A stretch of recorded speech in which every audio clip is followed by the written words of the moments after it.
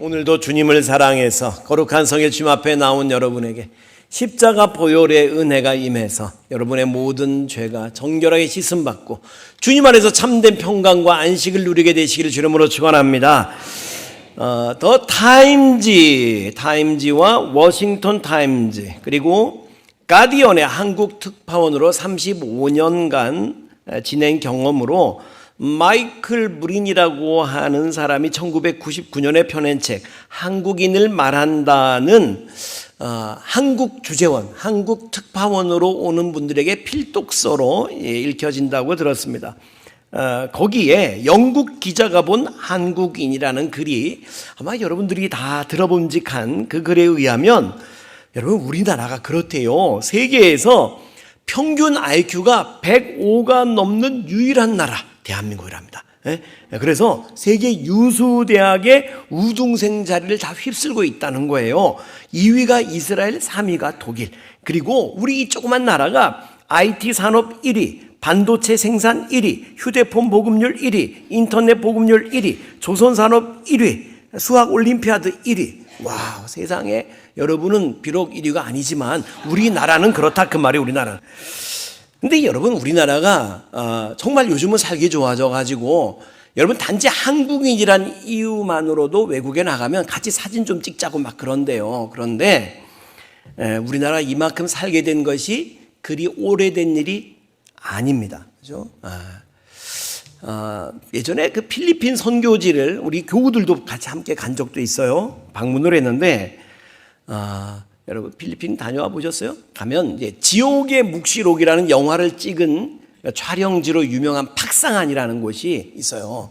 이제 거기서 래프팅을 하자 그래가지고 갔어요. 갔더니 여러분 우리나라에서 래프팅 하면은 이게 급류타기죠. 이게 위에서 높은 데서 낮은 데 이렇게 타고 내려오는 거잖아, 보트를. 와, 필리핀은 안 그래. 그 급류에서 필리핀 원주민들이 두 명 탄 보트를 거꾸로 끌고 올라가. 급류를 끌고 올라가. 그러니까 참 죄송한 편이지만 그 필리핀 원주민들이 굉장히 키가 작고 얼굴이 피부가 까매요. 그 사람들이 꼭 원숭이처럼 이 바위 저 바위 이렇게 뛰어다니면서 보트를 끌고 올라가. 근데 올라가 얼마나 꼭 진짜 노예 부리는 것 같은 막 그런 미안한 마음이 들어요. 그래 올라가다가 힘들면 거기 딱 주저앉아가지고 그런다. 우리 말로 그래. 아유 힘들다. 아이고 죽겠다. 아이고 죽겠다 그래. 팁 달라고 그러는 거예요. 팁 달라고. 그러면 이제 절대 팁 주지 말라고 가이드가 얘기를 해도 이 팁을 안 주기가 어려워. 불쌍해서 이렇게.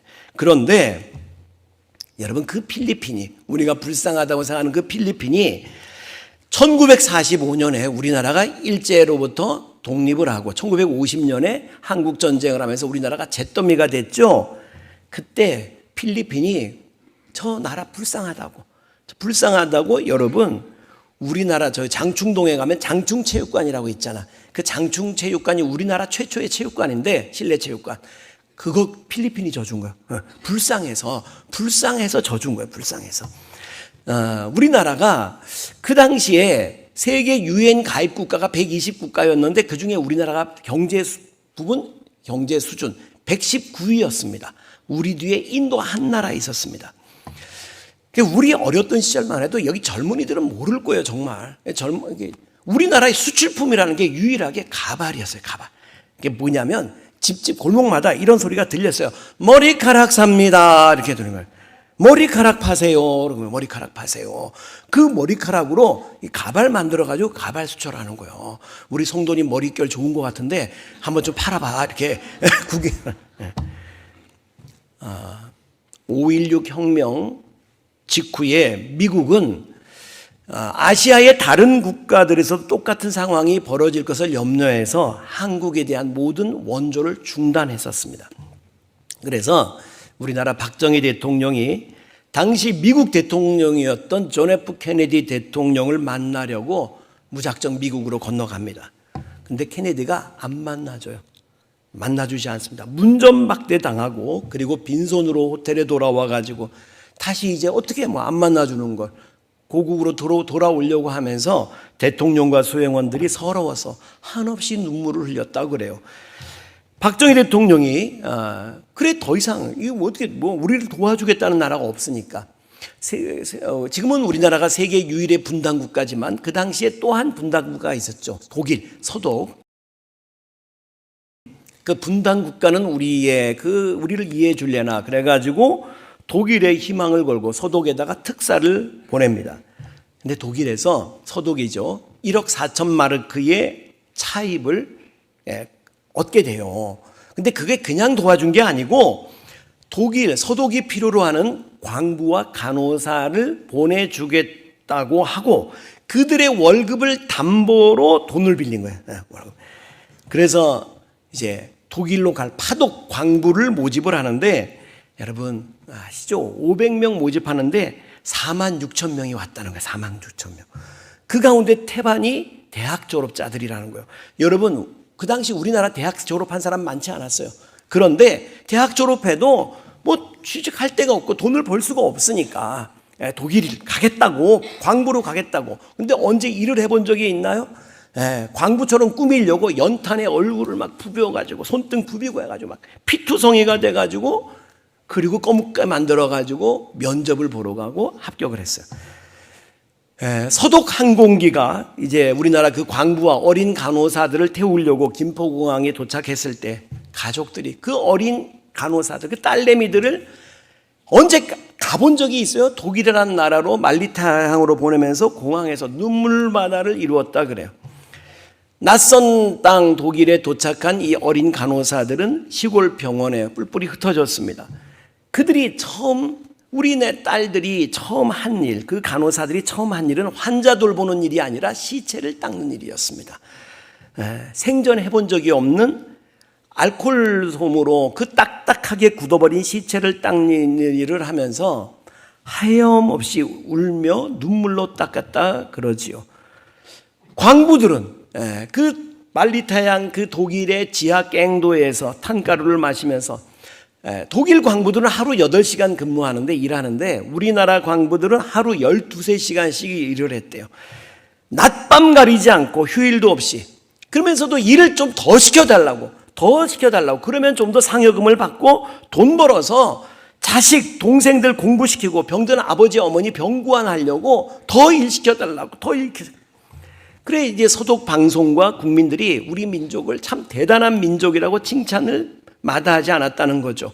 저 사람들은 어떻게 저렇게 굳은 일을 하면서 불평 한마디 안 하고 저렇게 근면하게 성실하게 일을 하냔 말이에요.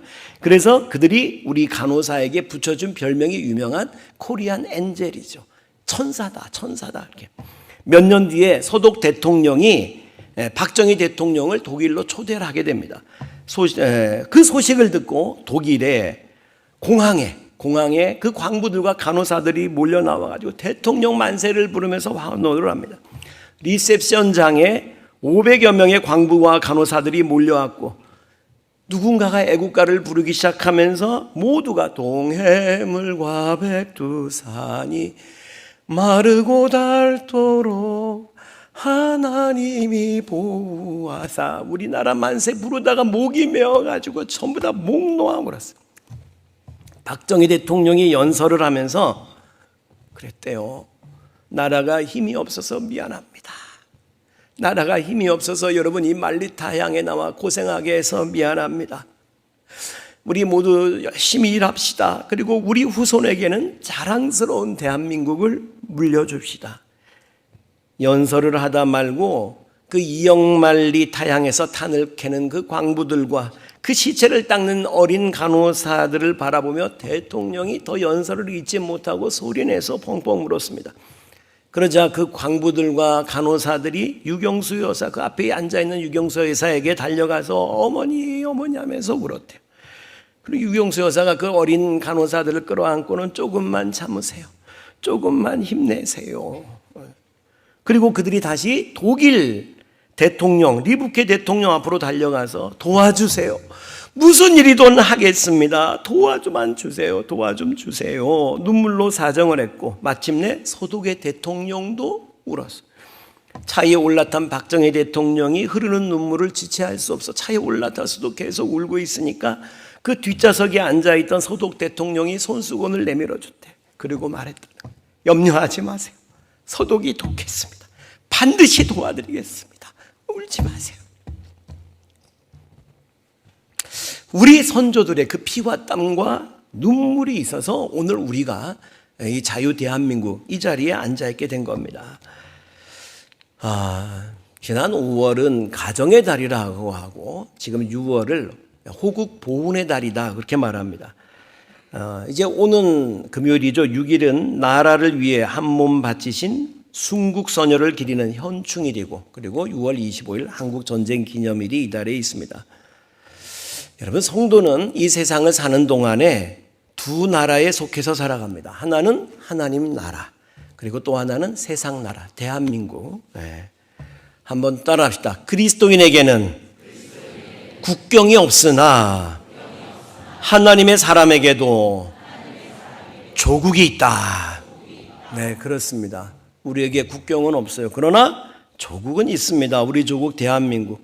여러분, 우리 믿음의 선배들은 이 세상을 사는 동안에 나라를 사랑하고 정말 민족을 책임지는 파수꾼으로, 애국 시민으로 살았습니다. 여러분이 잘 아는 모세 아시죠? 모세가 이집트 왕궁에서 이집트 왕자로 자라게 되죠. 그런데 내 동족 히브리인이 이집트 사람한테 학대를 당하는 모습을 보면서 이집트 사람을 패 죽여버려요. 그리고 자기 동족, 고통받는 히브리 민족을 해방시키기 위해서 온 생애를 바치게 됩니다. 에스더, 아시죠? 에스더는 그 페르시아 제국의 왕후였잖아. 왕비였어. 왕비. 그냥 편안하게 살 수 있었어요. 그런데 에스더가 지금 자기 동족 이스라엘이, 히브리 민족이 위기에 처한 것을 알고는, 한번 따라합시다. 죽으면 죽으리이다. 죽으면 죽으리다 각오로 왕에게 간언을 하고 그리고 민족을 구원하게 됩니다. 오늘 본문은 느헤미야 이야기입니다. 따라합시다. 느헤미야. 이스라엘 바벨론 포로민의 아들로 태어납니다. 그러니까 다니엘 같은 이는 포로로 끌려갔던 거고, 느헤미야는 포로 2세대야. 끌려간 사람에게서 태어난, 그러니까 바벨론에서 태어난 사람이에요. 근데 거기서 태어난 포로민의 아들 느헤미야가 출세를 합니다. 오늘 본문 1절 말씀, 우리 1절 같이 봉독합니다. 1절 시작. 하가라의 아들 느헤미야의 말이라. 아닥사스다 왕 제20년 기슬로월에 내가 수산궁에 있는데. 네, 내가 수산궁에 있는데. 느헤미야는 왕궁에서 임금의 향연을 책임지는 관원으로 일을 하고 있었어요. 그런데 어느 날 느헤미야의 지인 하난이라는 사람이 조국 이스라엘에 방문했다가 돌아와서 전하는 고향 소식을 듣고 충격을 받습니다. 2절 3절 말씀. 2절 3절 시작. 내 형제들 가운데 하나니가 두어 사람과 함께 유다에서 내게 이르렀기로 내가 그 사로잡힘을 면하고 남아있는 유다와 예루살렘 사람들의 형편을 물은즉 그들이 내게 이르되 사로잡힘을 면하고 남아있는 자들이 그 지방 거기에서 큰 환난을 당하고 능욕을 받으며 예루살렘 성은 허물어지고 성문들은 불탔다 하는지라. 자기 고향 예루살렘의 성이 다 허물어지고 거기 동족들이 큰 환난을 당한다는 소식을 듣게 돼요. 민족의 비보를 접한 느헤미야가 제일 먼저 한 일이 뭔 줄로 아세요? 4절 말씀, 우리 4절 같이 시작. 내가 이 말을 듣고 앉아서 울고 수일 동안 슬퍼하며 하늘의 하나님 앞에 금식하며 기도하여. 네, 조국 이스라엘의 그 황폐한 소식을 듣고 동족의 그 환난을 듣고는 슬퍼서 수일 동안 울고 그리고 금식하며 기도했다는 거예요. 그리고 여러분이 잘 아는 대로 이 느헤미야가 예루살렘의 그 모든 허물어진 성벽을 재건하는 위협을 달성하게 됩니다. 자, 이제 남의 얘기 그만하고, 여러분, 우리가 우리 사회 도처에 우리 조국 대한민국의 성벽이 무너져 내리는 것들을 보게 됩니다. 자살률, 또 이혼율, 술 소비량, 청소년 흡연율, 여성 흡연 증가율 등 각종, 아까 좋은 부분에서도 세계 1위였지만 각종 부정적인 지수에서도 세계 1위를 다툰 지가 오래됐고요. 출산율은 가히 세계 최하위입니다. 그것도 모자라서 지금 남남 갈등이 극에 달하고 있는 거예요. 여러분 홀로 아리랑이라고 하는 노래 들어보셨어요? 북한의 금강산 맑은 물도 동해로 흘러가고 남한의 설악산 맑은 물도 동해로 가서 함께 만나는데 우리네 마음들은 어디로 가는가? 언제쯤 우리는 하나가 될까? 아리랑 아리랑 홀로 아리랑, 아리랑 고개를 넘어가 보자. 가다가 힘들면 쉬어가더라도 손잡고 가보자, 같이 가보자.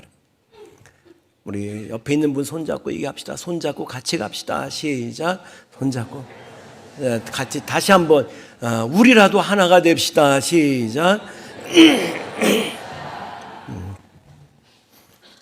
다음 자료화면 하나 보여주세요. 미국 워싱턴 DC에 가면 6.25 전쟁 추모 공원이라고 있답니다.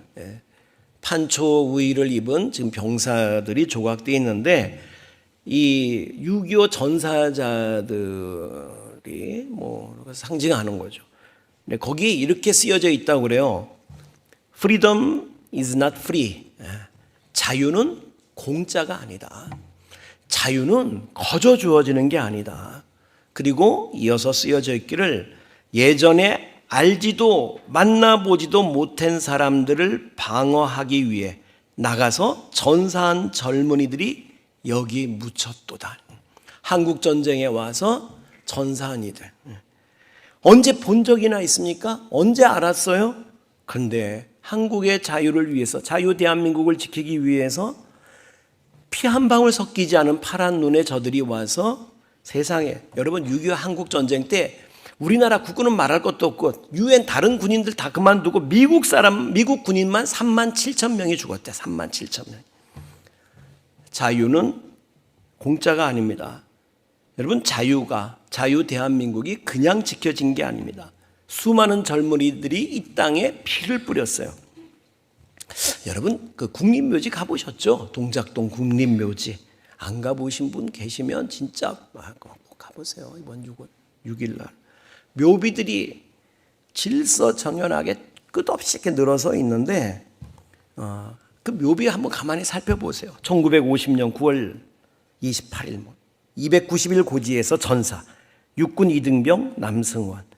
이게 정상입니다. 정상적인 묘비인데 근데 여러분 국립묘지 한 곳에 가면 학도 호국단 무명용사의 탑이라고 하는 게 있어요. 그게 무명용사탑이 뭐냐면 거기는 계급도 없이 군번도 없이 교복 입고 조국을 위해서 전쟁에 나가서 싸우다가 목숨을 바친 어린 학생들, 그 학생들의 희생을 기리기 위한 탑입니다.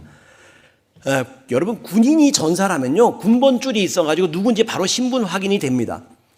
불에 타도 군번은 남아있어요. 그런데 어린 학생이 군번도 없고 그냥 나간 군번줄도 없이 나갔으니까 시신은 있는데 누군지 파악이 안 되는 거야. 누군지.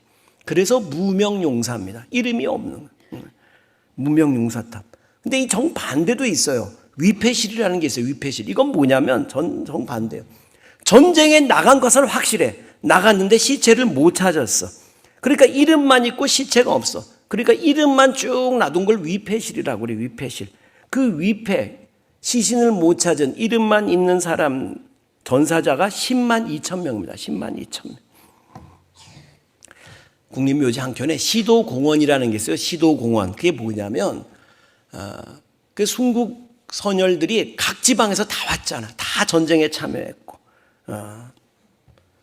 그 호국 영령들의 향수, 고향을 향한 그 마음을 달래주고자 해서 전국 팔도강산에서 네 고향 정치라도 좀 맡아보라고 그 고향의 나무들과 돌들을 옮겨다가 놓은 거야. 죽은 사람이 뭘 느낄 수 있겠냐마는 마음이 그렇다던 거야. 고향의 향기를 좀 맡아보라고 거기다 갖다 놓은 거야. 미국에서 윌리엄이라는 사람이 운전을 하며 가는데 한 경찰이 쫓아왔어요. 차를 세우라고 수신호를 합니다. 그래 차를 세우고 내가 무슨 법규 위반했냐고 이렇게 물었더니 그런 게 아니라고 경찰이 하는 말이 당신 차 뒤에 육군 마크가 있는 걸 보고 나라를 위해서 일하는 당신에게 고맙다는 인사하고 싶어서 세웠다고. 근데 어디서 근무하시냐고 이렇게 물었어요. 군인이 저는 이라크에서 15개월 동안 복무하다가 지금 들어온 거라고. 그랬더니 차를 세웠던 경찰관의 눈빛이 흔들리기 시작하는 거예요. 그리고 말합니다. 우리 아들도 이라크에 참전했었다고. 아빠 잘 다녀오겠다고 인사하고 갔는데 그 인사가 마지막 인사가 됐다고. 조국 이 나라를 위해서 자식을 바치고 자기 목숨을 바친 그 순국 소년들의 희생 위에 오늘의 한국이 있습니다. 저와 여러분이 있습니다. 그런데 우리 선조들의 그 피와 땀과 눈물, 그 목숨 바쳐 지킨 이 나라 곳곳에 균열이 생기고 있어요. 여러분, 누가 이 무너져가는 성벽을 지켜낼 것입니까? 시편 146편 3절에서 5절 말씀, 우리 같이 봉독합니다. 시작. 그인들을 의지하지 말며 도울 힘이 없는 인생도 의지하지 말지니 그의 호흡이 끊어지면 흙으로 돌아가서 그날에 그의 생각이 소멸하리로다. 야곱의 하나님을 자기의 도움으로 삼으며 여호와 자기 하나님에게 자기의 소망을 두는 자는 복이 있도다. 아멘. 여러분, 많은 군대가 나라를 지키는 것 아닙니다. 대통령이 이 나라를 구원하고 잘 사는 나라로 만들어줄 수 있는 게 아닙니다. 오직 여호와, 오직 하나님만이 우리의 힘과 도움이 되시고 우리의 구원이 되시고 우리의 방패가 되시고 우리의 승리의 깃발이 되는 줄 믿습니다. 그러므로 여러분, 우리 믿음의 선조들이 기도로 이 나라를 여러분 세운 거예요. 사실이 일제강점기 때 독립투사들, 여러분이 아는 독립투사들이 다 기독교인들이, 다 기독교. 그리고 우리나라 재헌국회 첫 페이지, 국회 속기록 첫 페이지에 기도문이 있어요. 그 목사님의 기도가, 국회의원이었던 목사님의 기도문이 있어요. 기도로 시작된 이 나라. 우리 믿음의 선조들처럼 나라를 위해서 기도하는 저와 여러분이 이 나라의 희망인 줄로 믿습니다. 사랑하는 성도 여러분, 우리도 이 느헤미야의 기도를 드려야 됩니다. 조국의 그 현실을 바라보면서 황폐해진 조국을 생각하면서 눈물로 금식하며 기도했던 느헤미야처럼 기도하고 이 나라의 무너진 성벽들을 다시 재건하는 저와 여러분 되시기를 축복합니다. 예수님도 여러분 곧 이제 로마의 공격을 받아서 티투스 장군에 의해서 무너져 버릴 그 이스라엘 조국 예루살렘 그 성벽 성물 바라보면서 돌 위에 돌 하나 남기지 않고 다 무너져 버릴 그 예루살렘 성을 바라보면서 주님도 가슴이 아파서 눈물을 흘리셨다고 성경에 나와. 그리고 예수님 십자가 지고 골고다 언덕으로 올라가실 때 여러분 아시죠? 예루살렘 여인들이 그 울면서 뒤쫓아가니까 예수님이 뭐라고 그러셔요? 예루살렘 여인들아, 나를 위해서 울지 말고 너와 네 자식을, 자녀를 위해서 울어라. 여러분, 우리와 우리 자녀들이 자자손손 살아갈 이 나라를 위해서 정말 눈물로 기도하고, 그래서 저와 여러분의 기도를 들으시고 하나님께서 이 조국 대한민국에 하나님이 지켜주시고 하나님의 공의와 정의가 실현되고 정말 평강의 왕으로 오신 우리 주님께서 이 나라 역사 속에서 개입해 주셔서 여와 야가, 진보와 보수가, 남과 북이 그리스도 안에서 하나가 되고 이 민족이 다시 하나님의 은혜로 창성케 되고 번영을 이루게 되기를 주 이름으로 축원합니다.